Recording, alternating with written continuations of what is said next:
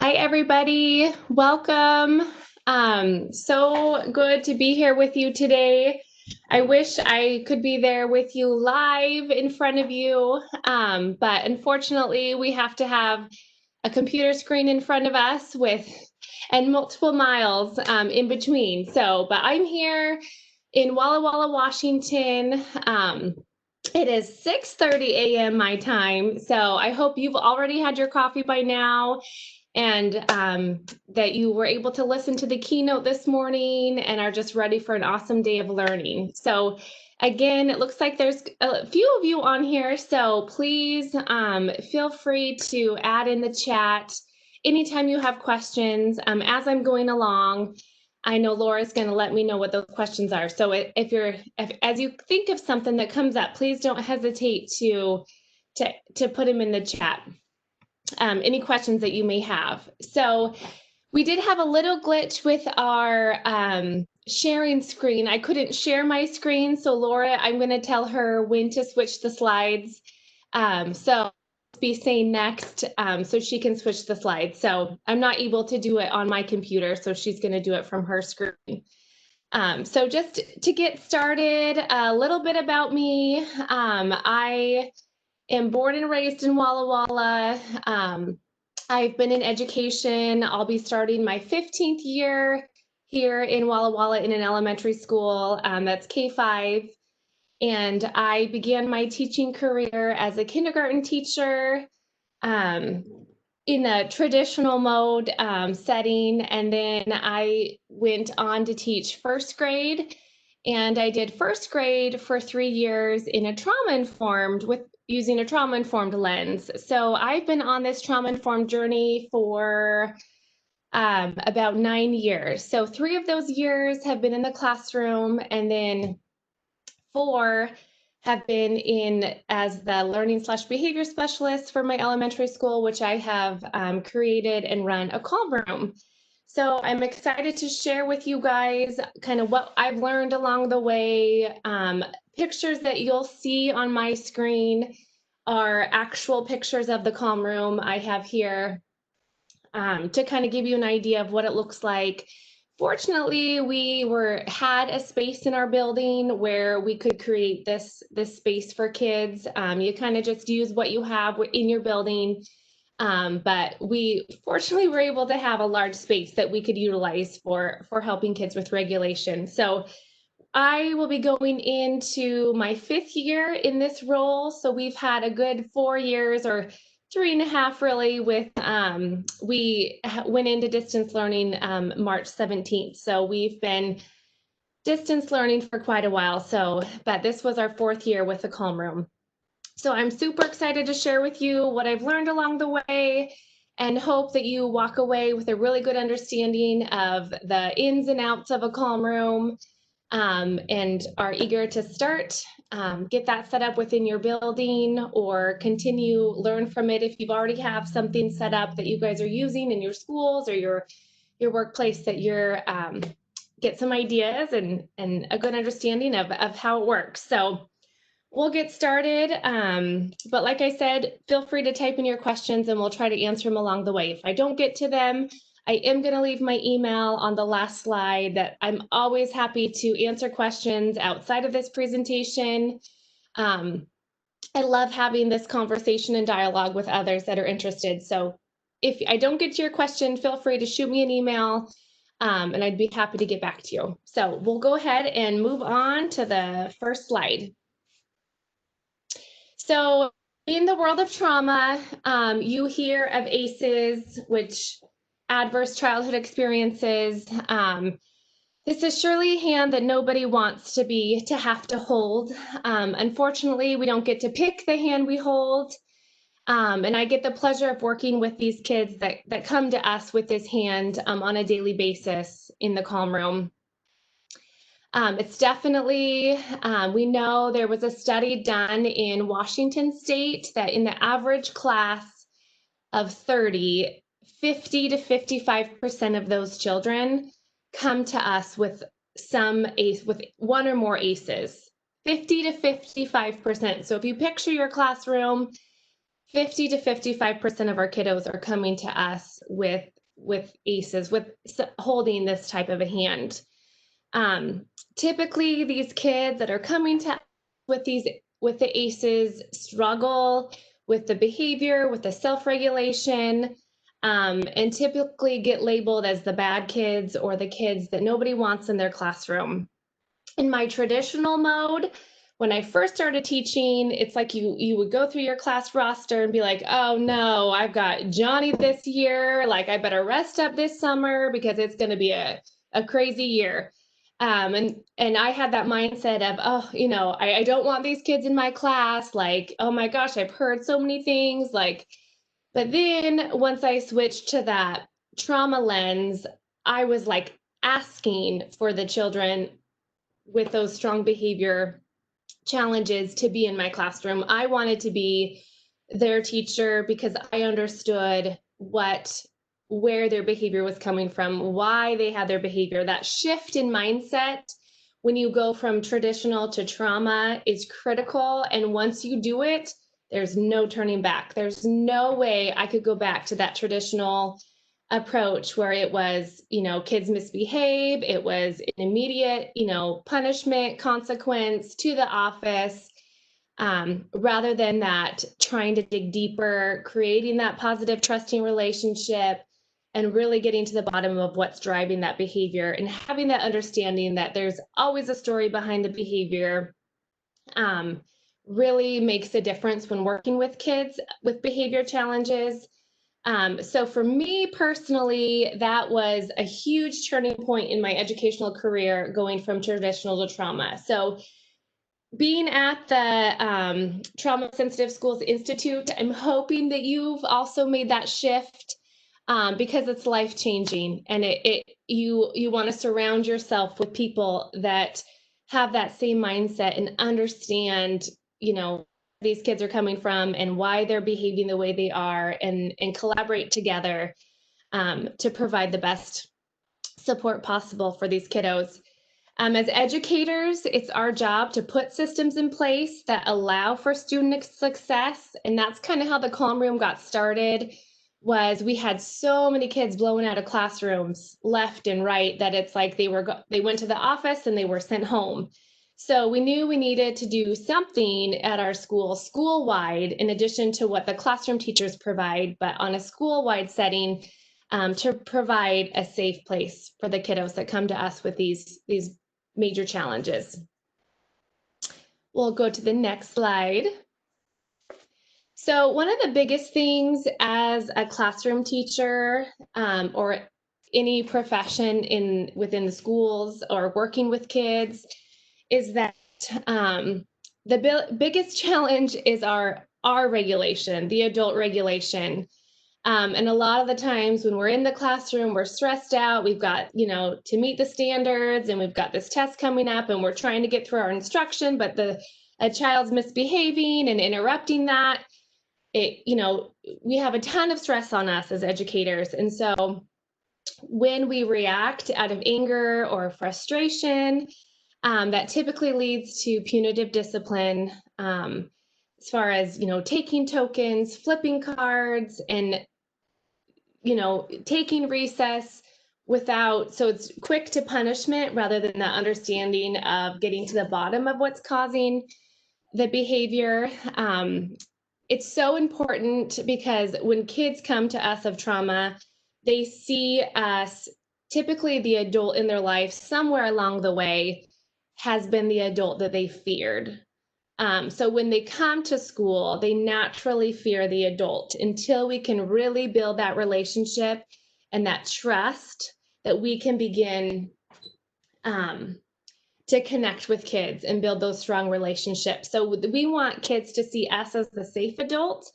But if we're constantly reacting out of anger and frustration with punitive discipline, kids see us as the unsafe adult. And it's super important that we create that me with you message rather than me against you. When we're constantly going to that punitive discipline, it's creating that me against you message rather than when we really take the time to ask questions, to understand, to provide, to hold kids accountable, provide consequences as needed, but also build that positive relationship and that trust is creating that me with you message. We're in this together. Like, I understand where your frustration behavior is coming from. I'm going to be that safe adult that can help you through that.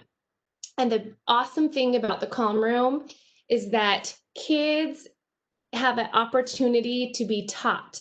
As classroom teachers, you have so much to get through that you can't always stop and take the time to work through, coach through that de-escalation process, get to the bottom of what's driving the behavior so the child can re-enter the learning environment.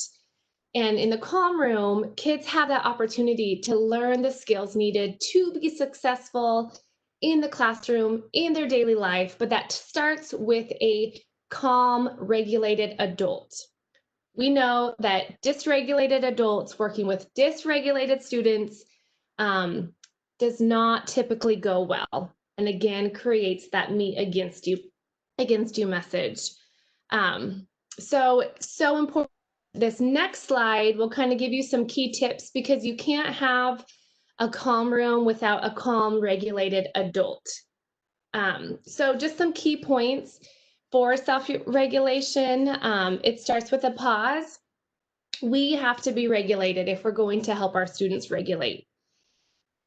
A student's behavior, having that understanding as the safe adult working with these kiddos, having that understanding that behavior is a reaction almost always to fear of failure or not feeling safe. So having that understanding going into working with a child that's dysregulated or, you know, pushing your buttons and triggering you, going in with that mindset of a student is misbehaving almost always because of fear of failure or not feeling safe. That has really helped me as a working with these kids now every day on a daily basis for the last 4 years, having that understanding and that mindset that there's a reason behind the behavior. Kids do not wake up every day with intentions, with plans to push our buttons, to trigger us. They are not calculated out that I'm going to make Mrs. Jones mad today. They want to succeed. They want to do well. Assuming that positive intent too is critical. Just knowing that there's a reason. Once you start asking questions and you take the time to get to the bottom of it, in the classroom, I had a check-in system daily where kids would check in, how do you feel this morning? I wanted to know exactly how they came in to my classroom, what was going on that morning, what happened the night before, how are they feeling? I do that in the calm room where those kids have those daily check-ins with another safe adult other than their teacher, where they come in even before they get to the classroom.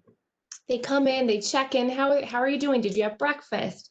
Did you have a good night's sleep? How's your morning? You can tell by kids' face first thing in the morning how they're doing, how their day's going to go. Once you take the time to ask questions and check in with kids, most of the time they'll tell you.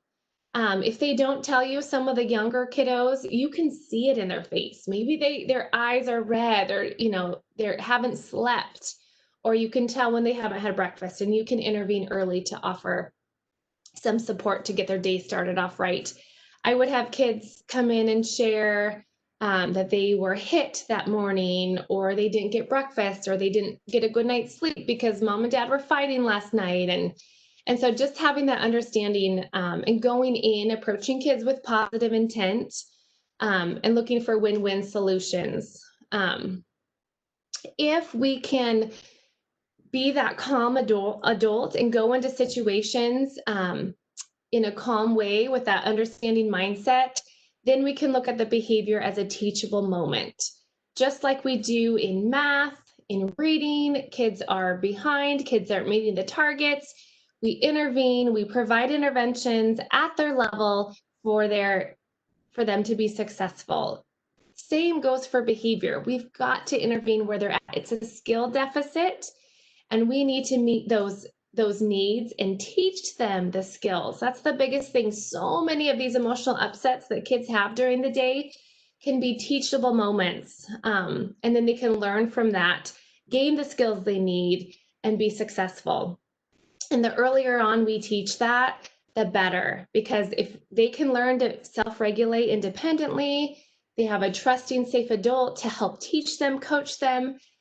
I've seen that. When we started the Calm Room, we had a group of second graders that struggled and needed intense coaching and teaching. Now they're in sixth grade, but this last year they were in fifth grade, and I hardly saw them because they were able to learn those skills they needed. Someone took the time to teach them those skills, and so they could be successful in the classroom environment, which means if they're able to engage in their learning and be in that environment, their academics are only going to increase, which is exactly what we've been seeing year after year in the Calm Room. But most importantly, it starts with that positive adult working with the kiddos that are dysregulated. So we'll switch to the next slide. This slide really helps. When I first saw this, it really helped me understand why so many of our kiddos trigger so quickly from 0 to 100 over something that seems so minor to us. We have kids that, didn't get the yellow crayon and just go from 0 to 100, throwing chairs, throwing the crayons, kicking the walls because they didn't get the yellow crayon. This is a good example of window of stress tolerance of those kiddos with a healthy brain compared to those kids with a trauma brain. As we know through science and research, that brains that come from trauma are wired completely different than that child that doesn't come from trauma. So this is really, really helpful when trying to understand, why did Johnny start escalating, throwing chairs, throwing crayons, kicking the wall because he didn't get the yellow crayon, or because he didn't get to sit by the person he wanted to sit by? Like, it doesn't make sense to us, and it seems so minor. But when you look at this, Johnny's window of stress tolerance is so small compared to that of a healthy brain. The little girl on my left with a healthy brain, that's a picture of my daughter. And that was a few years ago, but so she comes to school and she's pretty regulated. It's going to take a lot to really get her to that breaking point. For those that come and they are living constantly in toxic stress, it's going to take them very little to reach their breaking point. And that's why we see so many children trigger so quickly, so intensely, so easily. I want to share a quick story with you before we go on to the next slide. We had a student last year that mom dropped him off, came into the building. Mom was saying goodbye. I'll pick you up later. I'll see you soon. And the child did not want his mom to leave. And so mom kept saying, I have a meeting. I'll come back. I'll pick you up. And the next thing I know, mom left and this child completely lost it. Throwing things in the office. The Calm Room at that point was down the hall, so we were able to get him there eventually, but just so dysregulated, clearly in red brain, thinking brain has shut off. He's in the brain, working from the brainstem, throwing things, screaming, crying. When we were able to get him calmed down, he shared with us that my mom doesn't have a meeting. And so we asked, your mom said she had a meeting and she's going to pick you up later today.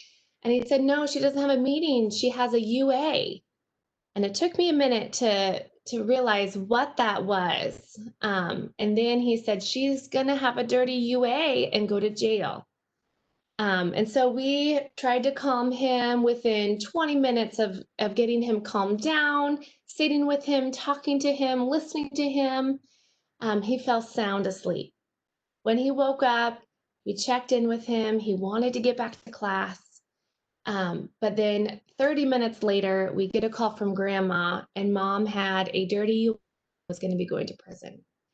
So he knew exactly what was going to happen. We didn't know that. His behavior could have got him sent home and suspended. But instead, having that mindset, having that understanding, sitting with the child, getting him calmed down, teaching him the skills that when I feel this way, how do I work through it safely? Sitting with him, talking with him, having someone close to him to comfort him, to listen to him, to guide him through this huge challenge and change in his life. It was critical. We could have easily, our principal, could have easily called and had grandma come pick him up and suspended him for his behavior. But instead, we that created that relationship and that message of I'm with you. I understand. I am sorry you are so upset. I would be this upset too, but I'm with you and I'm going to help you through it no matter what. Um, and kids like this, the first thing he did when he was done escalating was say, "Did I do this?" Like he was just working from the brainstem, thinking brain shut off, didn't even realize what he was doing, just was so upset, did not know how to process and manage those emotions. So super critical that we take the time to get to the bottom of what's driving these kids when they reach their breaking point. Okay, next slide. So we at our school decided to come up with, try to think of a way that, okay, ideally teachers are, having a safe place in their classroom, calm corners in their classroom, a place in their classroom for kids to manage emotions and regulate within the classroom environment. We know that that's not always the case. Sometimes kids need a separate environment to regulate or to work through emotional upsets or just to take a break, to regroup, and then re-enter the learning environment. By creating a calm room, we create a culture of safety, not only just in the classroom, but school-wide. So the calm room can for over almost 500 kids can access it rather than just the 25 to 30 that you have in your classroom. This is meant to be school-wide for every kid, any kid who needs it. Because we know by creating that sense of safety within our classroom, but also taking it to the bigger scale of that safety within our school, that there are adults in the building outside of the class that care about you, that love you, that are here to help you. There's spaces outside of the office that are here to help you and for you to learn the skills to be successful in the classroom environment. A quote from Kyle Schwartz, the author of I Wish My Teacher Knew, says that when a student does not feel safe, they are unable to access the parts of their brain that control higher level thinking and the ability to learn. A child feeling safe is first and foremost in their learning. Once we establish that trust and safety, then the child can progress and just excel academically. And I've seen it over and over again, and I believe it with all of my being that safety and reaching the child needs, to have those needs met first is critical to their learning. We can pile on academics all we want, all day, every day, but if we don't have that child's needs met where they feel safe and connected, that academic rigor is never gonna come. So that's how the calm room kind of got going, is that, okay, how do we go from creating that space within the classroom, but now creating that space school-wide, which brings us to the calm room. We have learned a lot over the last 4 years of the, kinks and the misconceptions. And so I'm hoping to share some of that with you. because you learn, and each year you learn something new, you work through it. But as you gain momentum, now in year 4, soon to be year 5, it's been the data I'll show you towards the end of the presentation is pretty reassuring that we're doing something right. And seeing kids successful in the classroom is the end goal. So we'll move to the next slide. So it's super important to understand the why. It's important for us to understand the why. It's important for staff to understand the why, because if we don't understand the why, then that leads to a lot of misconceptions. First and foremost, we want to provide a safe place for students that can't regulate within the classroom environment. Ideally, kids would regulate within the classroom. They wouldn't have to leave the learning environment, but there are times that that's necessary, and it's not a punishment, it's just a need. If a child needs that, just like in math, he gets pulled out or she gets pulled out for a math intervention, we meet their need and they rejoin the group. Same thing with the calm room. If a child isn't able to engage and participate and regulate within the environment and is disrupting the learning environment for themselves and others, then there's another option. It's not the office, it's not you're in trouble, we're going to call your parents, you're going to lose recess. It's another option where we can intervene. It's an intervention, meet the child at their level, give them the support they need so they can be successful in the learning environment. It gives students the opportunity to be taught the critical life skill of self-regulation. If we do not teach kids how to manage those emotions, we need to teach them that those emotions are normal. It's okay to feel like that. We all feel like that, but here are some ways that we can manage those feelings and those strong emotions in a safe way rather than an unsafe way. And that's critical, because once they learn those skills, they're going to be able to carry those skills throughout their school, throughout their life. So being able to teach, and that's a lot of what I do daily in the calm room, is have those early prevention intervention groups, and I'll get to that in just a little bit. To teach students how to identify their emotional triggers. So how do I know when I'm triggered? What does my body feel like? How do I handle it? Like, is it okay? I've had kiddos come in thinking I'm the only one with anger problems, and I can explain to them, no, you're not. Like, we all feel that way. This is how your brain's working. This is what your body's doing. This is what it feels like. And teach them how to catch those triggers.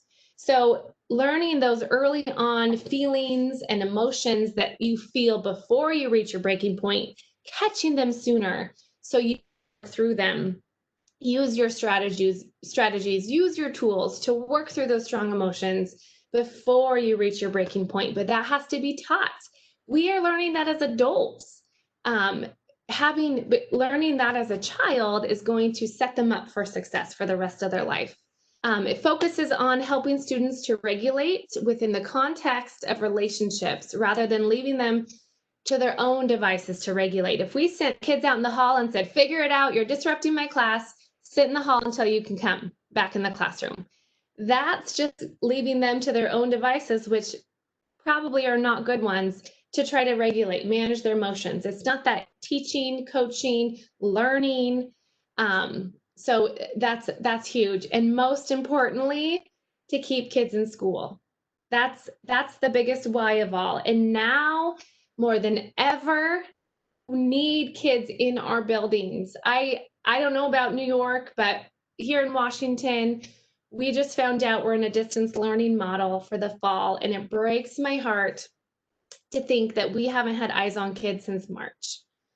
So if once we're able to have an in-school setting, we want kids under our roof for as long as we can. So if they're exhibiting emotional upsets, if we have a space where they can work through it, learn, de-escalate, coach them through, then we can keep kids in school. And that's I think for me is the biggest motivator to all of this is that if we can keep kids in school, they're learning, they're growing, they're safe, and they're going to be successful.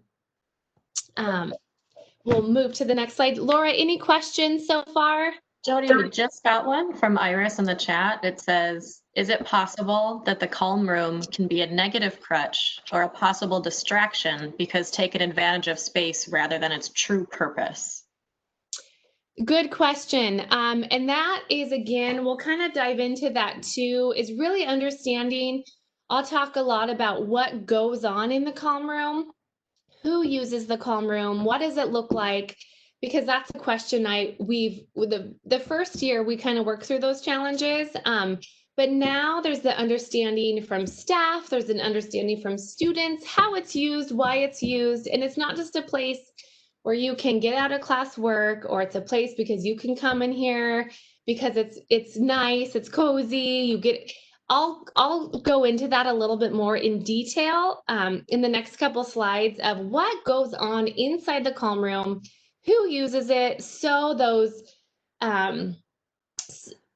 people, students taking advantage or wanting to be here or using it as a crutch, hopefully don't happen. We've worked through that a little bit in the first year. So if I don't answer your question by the end, ask me again and I'll try to answer it a little bit better. But I think once we go through these slides, I might be able to answer that question for you.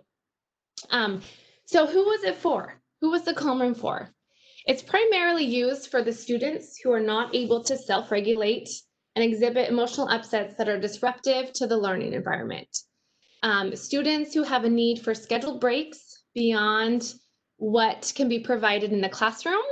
I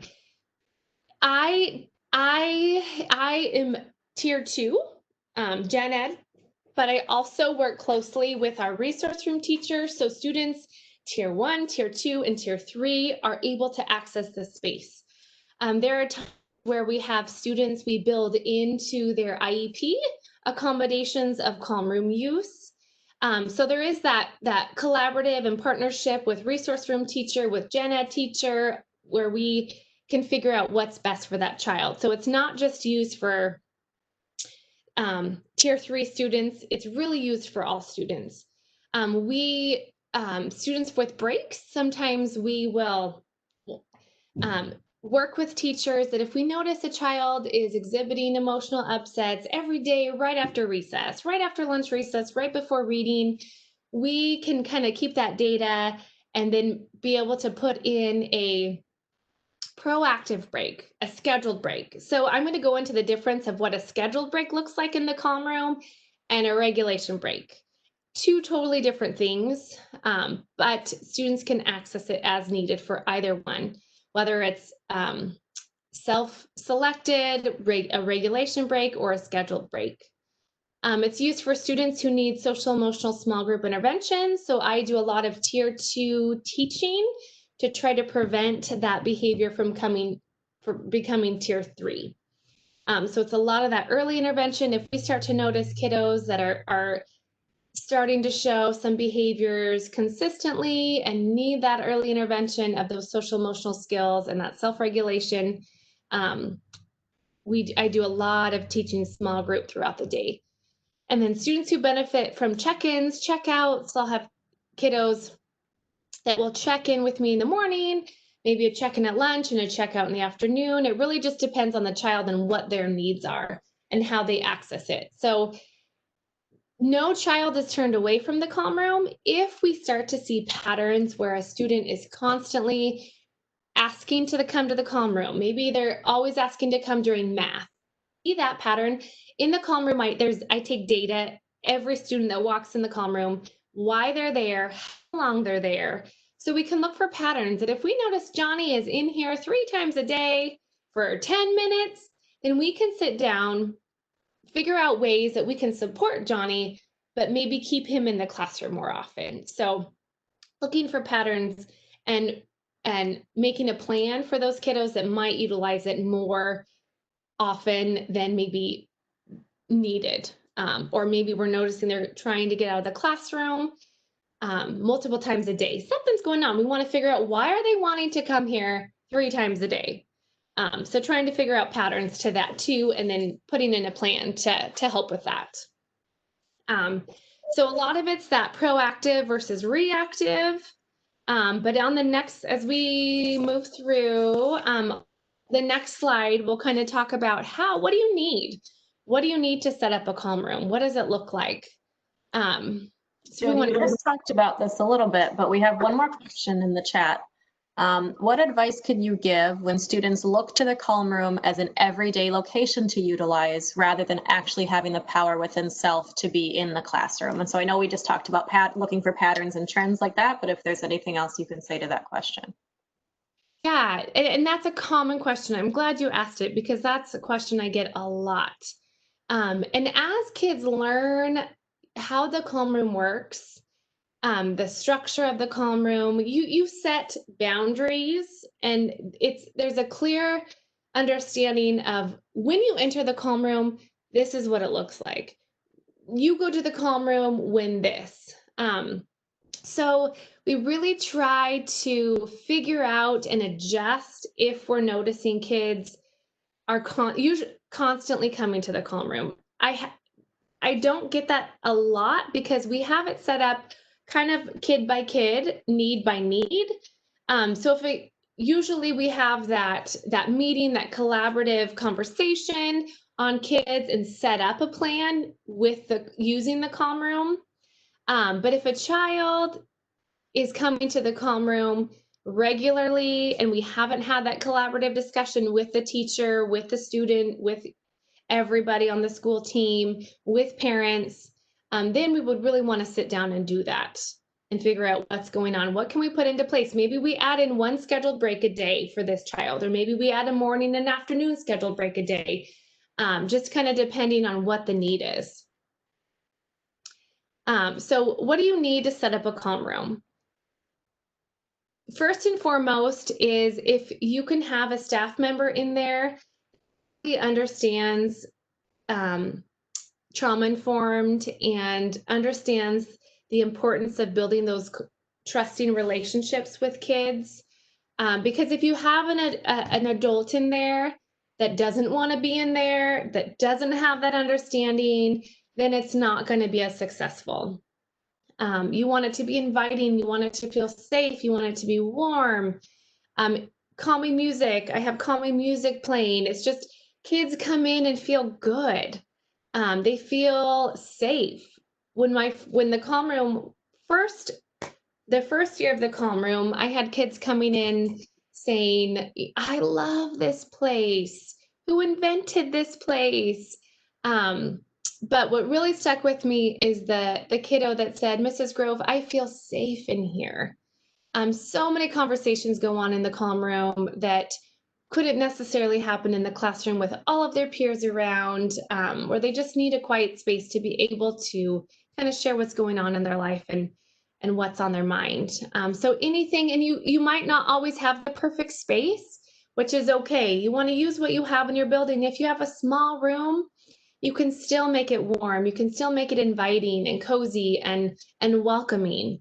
So you don't have to go all out. You can have, just soft lighting, just a calming presence, and the adult in the room is really going to help the calm room either be successful or unsuccessful. So I would really encourage that right staff member in there, whether it's a para, a counselor, a teacher, who really understands the trauma informed model and has that trauma lens, and understands the relationship piece. So, but you've got to use what you have. You can call it whatever works for your school. It doesn't have to be the calm room. It can be the safe room, the restart room. You kind of just do what works for your building. So we'll move on to the next slide. And we have another great question for you, Jody. Has there been any studies or examples of the calm room used with an older audience, like a high school level rather than an elementary level, that you know of? Good question. So I'm not sure if any of you have seen Paper Tigers. If you have not, I would recommend it. It's a documentary of a local school here in Walla Walla, Washington. And the principal leading the school is actually my dad.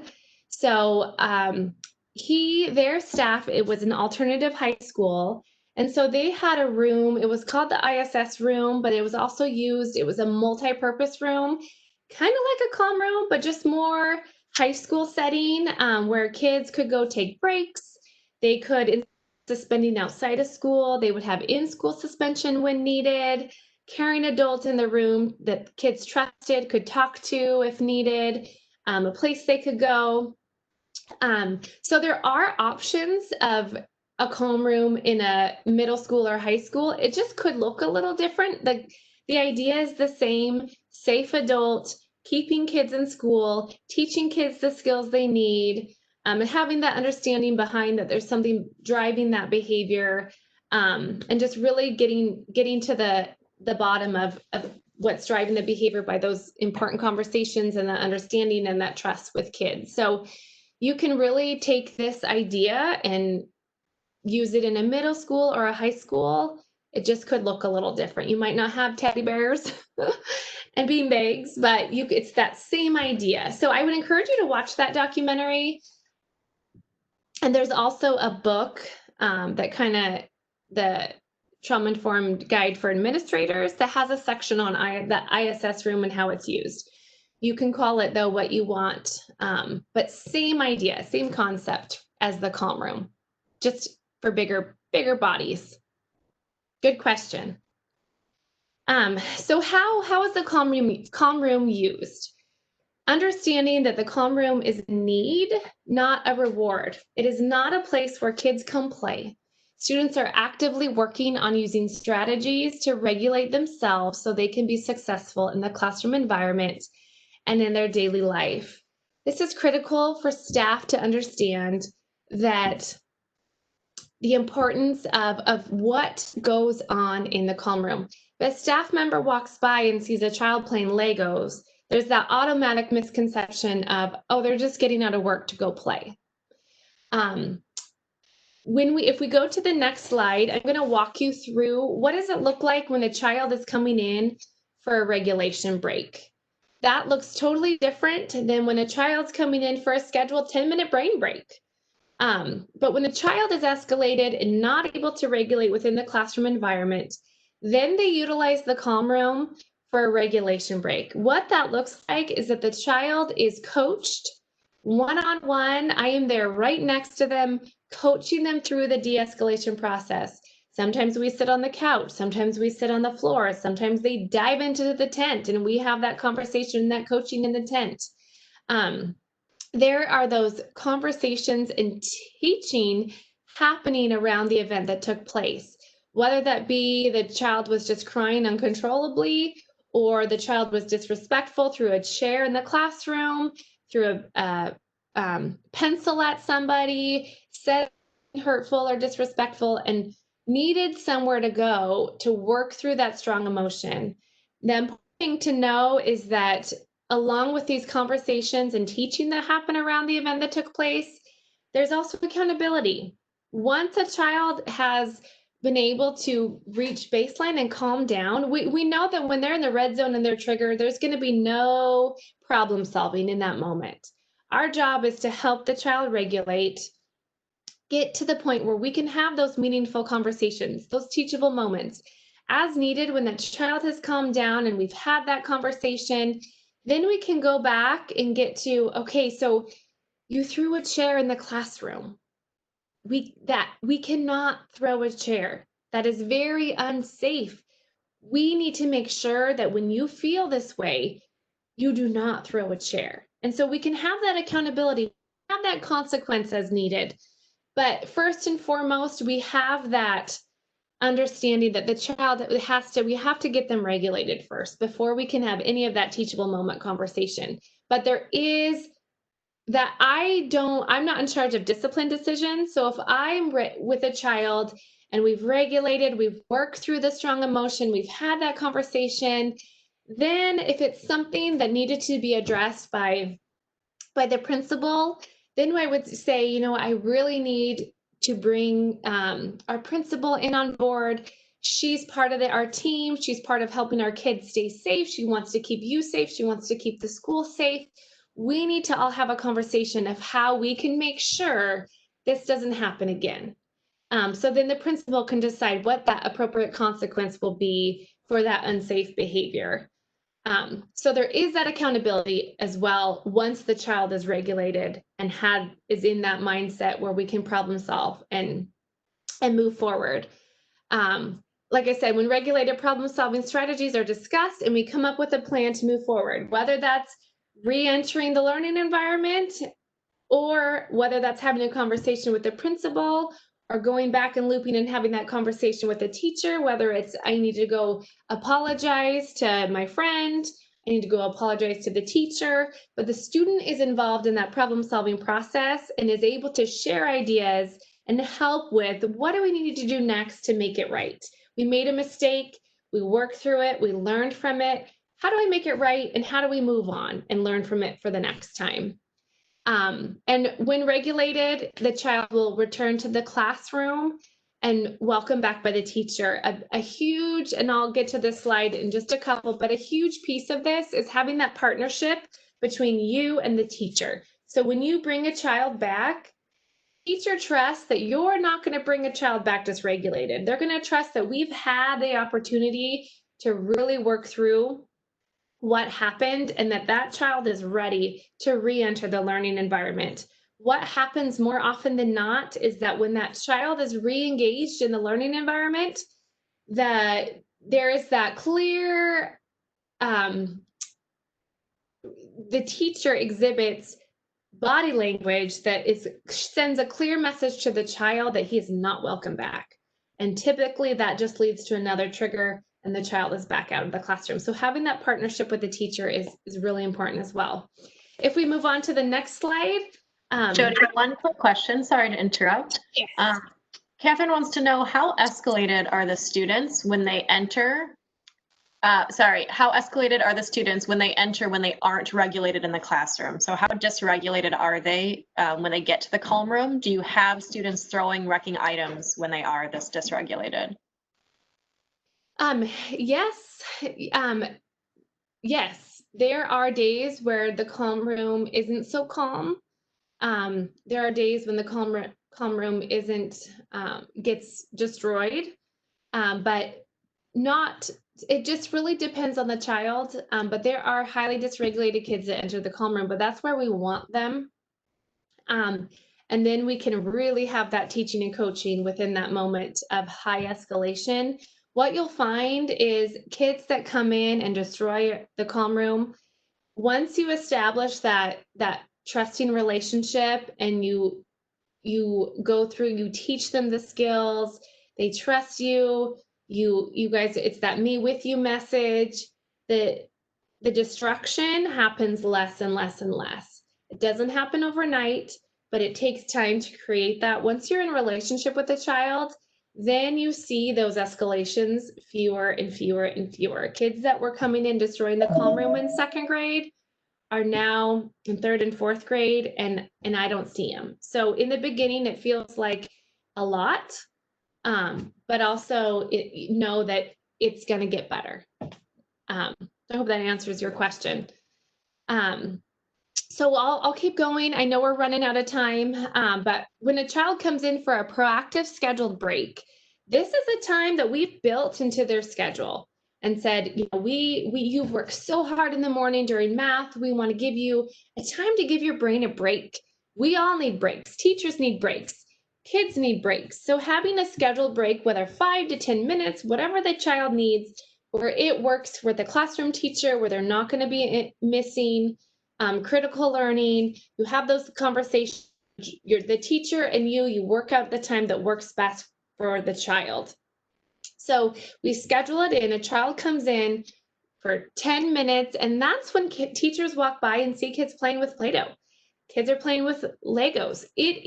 We have built that into their day, that they get that 10-minute release where they can give their brain a break. So there are kids that come in and do that. There's structure around what that looks like. So when a child comes in on a brain break, I can still be teaching my small group while they come in, set their timer, do their brain break, and leave. So, and have that just quick check-in with me. So there's structure around it, but there are times where kids do come in for those brain breaks, whether it's going and running a couple laps outside, playing basketball for 5 or 10 minutes, building with Legos, doing a puzzle. Those are what those proactive scheduled brain breaks look like. And we'll keep moving on. And we have a great comment, actually, not a question, Jody, from Carrie. She says, I like how elementary schools are creating a safe spot, a calming room, because kids need it. Before the district, I was working in the Head Start program with pre-K, and we've been using something similar for a long time before districts did. The young ones coming from Head Start will already be familiar. That's right. Yeah, I agree. Great comment.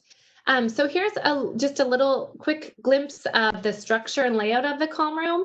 There's a couple different spaces. One's kind of geared towards K3, one's geared more towards 4-5, but kids utilize, fourth graders come in the tent as needed sometimes, especially kiddos with those sensory issues that just need to feel safe and secluded in a tent. Those kids that are in the fight, flight, freeze mode, they like to come in and just go in the tent until they're able to process and manage. Some kids come in and need a few minutes before they're able to have that conversation with an adult. Some kids aren't ready to talk to you right then and there, and that's fine. If they need to have a few minutes to work through that emotional upset before they can talk about it, that works too. We've had kids come in and need to sleep on the couch because the night before they slept on the couch that their uncle peed on and had to wrap themselves in a blanket like a taco. So it's used for multiple purposes. Some kids you can just tell are exhausted because their house was shot out at last night and needed sleep because they were up scared all night. So just a safe place to go for kids as needed for whatever reason. There are some kids that are using the calm room frequently, have calm kits that are self-selected kits so that they have items in there that they've used for that de-escalation and helping them move towards calm. So we'll kind of skip through that, the next slide, and then the next one. So this is just an example of the teaching that goes on. We use several different curriculums, zones of regulation, conscious discipline is a big one. Of just what we use to teach kids how to manage their emotions, how to work through what's going on, strategies, breathing tools. There's tricks for all ages, from kindergarten to 5th grade. Different ways to help teach them how to self-regulate. So I'm going to skip through that one a little quickly and move on to the next one. So I get this question asked a lot. What does a typical day look like in the calm room? And a typical day consists of check-ins, check-outs, brain breaks, coaching of self-regulation, small group learning for social, emotional, and self-regulation. Average number of students accessing the calm are 15 to 30. Including breaks, check-ins, groups, coming in to regulate. It just kind of depends. Now in year 4, we have less kids blowing out of classrooms coming in to regulate. But as we get new students to Edison, it kind of takes some time to learn how the calm room's used, build that trust and the relationship for them to have the skills needed. So the calm room teacher, I'm in the calm room, I have a radio. So if I'm not in the calm room, I have a radio. I can get to the calm room as needed when kids are coming down. Jody, we have a question related to this slide, if you wouldn't mind. We have used various rooms like this in the district in the past. Some rooms are all scheduled and others allow kids to come in as needed.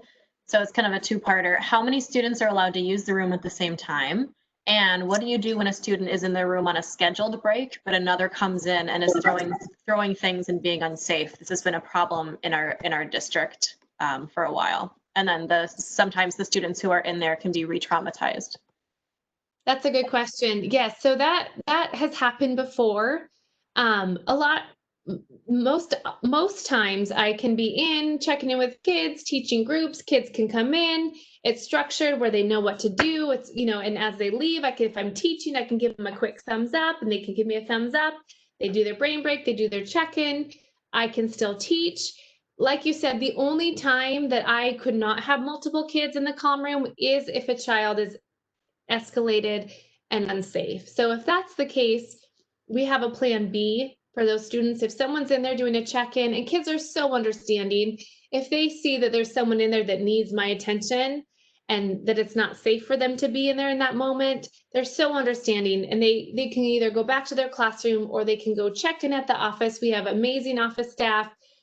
If they can't be in the calm room, they can do their brain break or check in the office or back in the classroom, and then I'll check in with them when it's safe to do so. But the only time I've had to send kids back is if it's an unsafe situation, and that does happen from time to time. But most days I can still have multiple kids in there at a time. This is just a quick glimpse at how kids transition. How do kids go to the calm room?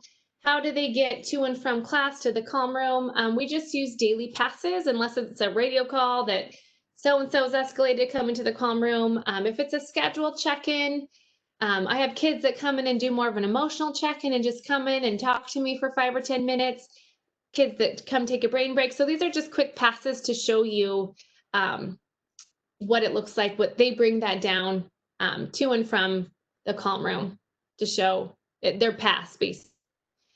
So important information for teachers with students using the calm room. I'll have you, I'm going to just go over this really quickly for the sake of time, but the goal is that the child is regulated and back in class as soon as possible. We want as little time in the calm room, but as needed, but as much time for the child as needed. So sometimes it can be 10 minutes, sometimes it can be 15, sometimes it can be 20 to 30, depending on the need, depending on the escalation, depending on what's going on with that child. And so having that understanding that a child comes in, I'm not going to let them just be in here for 30 minutes because they want to be. There's a reason, there's a need, that need is met. As soon as that need is met and that child is ready to re-engage, that's where we want them. We want them in the classroom first and foremost.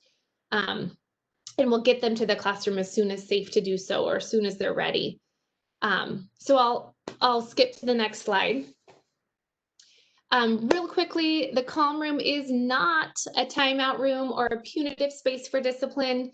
It is not a playroom. It's not a place to escape from classwork without having to be accountable. If a child does miss a significant amount of work, then it's that communication. Okay, what does Johnny need to do to make up? He was gone for 20, 30 minutes. Is there anything he needs to do that we can figure out a plan to make sure he gets caught up, he gets the work done needed?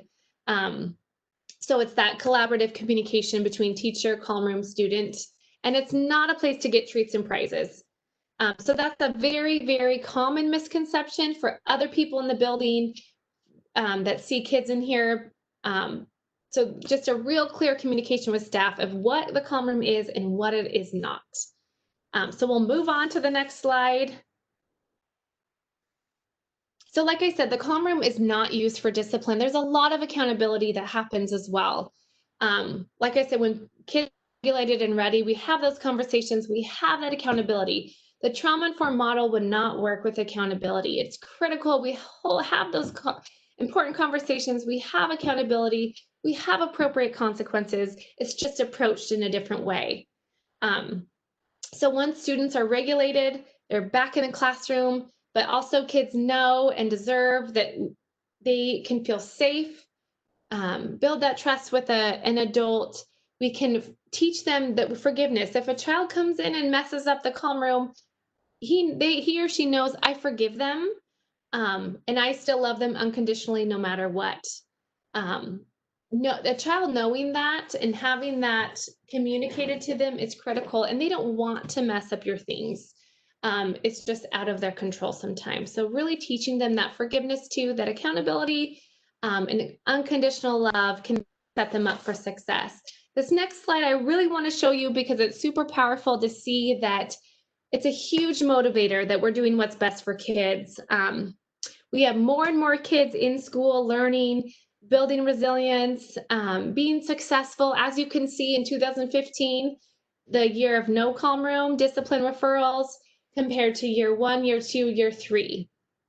Year 4, I think I'm just going to put COVID. I don't have the data for this year, but as you can tell, that trend, the decline in discipline referrals really shows us that it's a huge motivator that we're doing what's best for kids. we're doing what's right for kids, and kids need us. Kids need something like the Calm Room to be able to be successful. So if we want to go to the next slide, I'll just leave you with this. On my way to school every day, I remind myself that I want to be the one, I want to be that caring adult in a child's life, to build resilience, to offer hope for their future. So I continue to remind myself, if not me, then who? And I would encourage you to remind yourself that if not you, then who? So I'm going to leave you with that. And I think we have 1 minute. If you go to the next slide, you'll see my email that if I didn't get a chance, oh, yep, perfect. If I didn't get a chance to answer your questions, that is my email and I check it regularly. So I thank you for being here today and I appreciate you learning and growing with me. And I love to have this conversation with people. So if you have questions, please reach out. And again, thank you. And I hope you enjoy the rest of the conference.